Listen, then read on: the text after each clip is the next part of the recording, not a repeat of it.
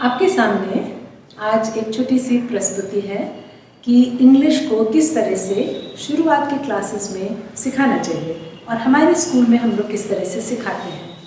उसका नाम दिया जाता है फोनेटिक लैंग्वेज, जो कि एक ही तरीका है। एक और तरीका है होल लैंग्वेज, जो आपको बाद में बताएंगे।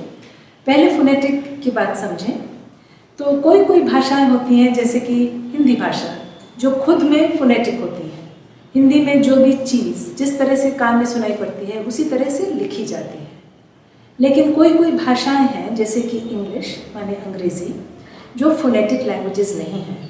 उसमें एक तो अल्फ़ाबेट होता है जो आपके 26 अक्षरों का अल्फ़ाबेट है, और एक और हो सकता है जो उसको कह सकते हैं फोनेटिक अल्फ़ाबेट, जिसमें कि प्रत्येक अक्षर के एक नहीं 2-3 सुर हो सकते हैं। जैसे कि इसको लीजिए, इसका नाम है जी, लेकिन इसका साउंड है, इसका स्वर है ग या ज, दोनों हो सकते हैं। इस पहले अक्षर को लीजिए, इसका नाम है ए, लेकिन इसका साउंड ए हो सकता है, ए हो सकता है, आ हो सकता है, इत्यादि। इसी तरह से आपके 26 अक्षरों में कम से कम 100 स्वर निकल सकते हैं। तो इस बात को हम लोग किस तरह से कंट्रोल करें जिससे कि बच्चों के लिए बहुत ज़्यादा चैलेंज ना हो कि वो इंग्लिश को आराम से पढ़ सकें और समझ सकें। हम लोग क्या करते हैं समझिए। शुरू में जो 5 सुर होते हैं, वावल्स A-E-I-O-U, इनको हम लोग सिर्फ फोनेटिक ढंग से सिखाते हैं। हर का सिर्फ एक सुर बच्चों को बताते हैं, ए, ई, ओ, अ। हम लोग जो वीडियोस बना रहे हैं, जिनको मिराकी वीडियोस कहते हैं, उसमें ये दिखाने की कोशिश कर रहे हैं, ज़रूर देखिएगा। तो इनको जोड़ के हर अक्षर का एक ही साउंड लेके हम लोग बच्चों को ये सिखाते हैं कि वो अपने आप हर चीज़ का किस तरह से स्वर निकालें और अगले स्वर से जोड़ें। जैसे कि उदाहरण के लिए एक अगर हम लोग लें शब्द, इसको बच्चा खुद कैसे पढ़ेगा, ये है हमारा उद्देश्य, हमारा लक्ष्य। ये नहीं कि उसको कैसे वो याद करेगा, CAP कैप, ये नहीं किस तरह से उसका मतलब याद करेगा, कैप माने टोपी, ऐसा कुछ नहीं। उसको कैसे अपने आप अपने दिमाग से वो पढ़ पाएगा। और उसको पढ़ने के लिए उसको जानना है कि जब वो ये देखेगा तो वो अपने आप उसका सुर निकाल पाएगा, क।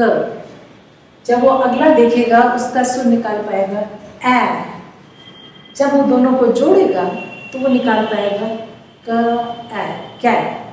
जब तीसरा आएगा तब उसको समझ में आएगा, अरे ये तो प है, क, ए, प, कैप, कैप। ये पूरा काम वो खुद करेगा, क्योंकि उसने पहले फोनेटिकली सब अक्षरों का ज्ञान उसको मिल चुका है। जब उसके सामने नए शब्द आएंगे, नए कहानियाँ आएंगी, पैराग्राफ, सेंटेंसेस सब आएंगे, तो वो डर नहीं जाएगा। वो इधर उधर नहीं देखेगा, कोई हमको पढ़ा दे, कोई हमको समझा दे, कोई इसकी स्पेलिंग याद करवा दे, ऐसा कुछ नहीं। वो खुद जितने नए शब्द उसके सामने आएंगे उसको स्पेल आउट, उसका उच्चारण करने की कोशिश करेगा। जैसे जैसे वो उच्चारण करेगा वैसे वैसे उसका कॉन्फिडेंस बढ़ेगा, क्योंकि उसको समझ में आ जाएगा कि अरे इसमें तो कुछ नहीं है, इसको तो सिर्फ इसका उच्चारण करना है, इसका स्वर निकालना है। जैसे जैसे वो निकालेगा उसका मतलब उसके सामने खुलता जाएगा।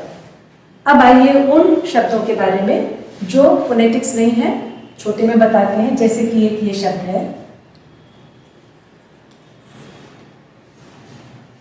ग, ई, र, ल।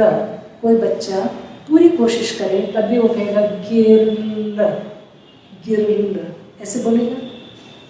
तो आपको क्या लगता है, अगर इतना बोल लेगा तो क्या वो इसको गेस कर पाएगा कि असली शब्द क्या है?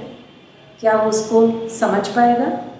हम लोगों के अनुभव में तो हाँ, जब बहुत सारे शब्द उसने फोनेटिकली सीख लिए हैं, तो जो कोई शब्द आते हैं जो फोनेटिक नहीं होते हैं, या तो वो जल्दी से बता दिए जाते हैं तब उसको आ जाता है, जैसे कि ये शब्द, इसको तो बता देते हैं द, या ये शब्द टुडे, इसको तो वो बोलेगा टोडे, टोडे। इतना फर्क नहीं है, आपको मानना पड़ेगा। लेकिन कुछ कुछ शब्द बता दिए, टुडे बता दिया, द बता दिया, गर्ल बता दिया, तब वो फोनेटिकली वो बच्चा खुद बोलने का भी साहस रखेगा, पढ़ने का भी रखेगा। ये बहुत पुराना माना हुआ, टेस्ट किया हुआ एक तरीका है। सब लोग इसको नहीं प्रैक्टिस करते, इसलिए बहुत से लोगों को, आप लोगों में से हो सकता है इसका कोई ज्ञान नहीं हो, लेकिन ये एक्चुअली बहुत इस्टेब्लिश्ड एक तरीका है जो हमारे 30 साल के अनुभव में बहुत बहुत सक्सेसफुल रहा है। और हम लोग के जो बच्चे हैं जो इस तरह से शुरू करते हैं, वो कदम पे कदम आगे बढ़ के अपने आप क्लास 2 के अंदर तक पूरा सेंटेंस, वाक्य को पढ़ पाने की क्षमता रखते हैं। और जब वो कर लेते हैं उसके बाद वो कहानियाँ पढ़ते हैं। सबसे अच्छी बात यह है कि उनको आनंद आता है, उनकी समझ तो बढ़ती है, उनकी काबिलियत बढ़ती है, लेकिन उनका कॉन्फिडेंस बहुत ज़्यादा बढ़ता है। और जब कॉन्फिडेंस बढ़ता है तो आनंद तो आते हैं।